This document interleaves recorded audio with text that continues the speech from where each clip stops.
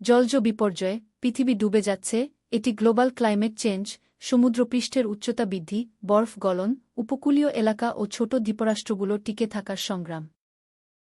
ভূমিকা ইন্ট্রো। মনে করুন একদিন ঘুম থেকে উঠে দেখলেন আপনার বাড়ির উঠোনে হাঁটু জল। তারপর পুরো শহরটা এক বিশাল সমুদ্র। কল্পনা নয়, এটা বাস্তব হতে শুরু করেছে। 2 জল উঠছে, পৃথিবী ডুবছে, দ্য গ্লোবাল ক্রাইসিস। গ্রিনল্যান্ড ও অ্যান্টার্কটিকার বরফ গলন। সমুদ্রপৃষ্ঠ 100 বছরে কতটা বেড়েছে? বিজ্ঞানীদের পূর্বাভাস, ইপহি রিপোর্ট। 3 বাংলাদেশ, প্রথম সারির যুদ্ধক্ষেত্র, লোকাল স্টোরি। উপকূলীয় এলাকা, সাতক্ষীরা, ভোলা, কক্সবাজার। ঘরবাড়ি বিলীন, নোনা জল ঢুকছে খালে।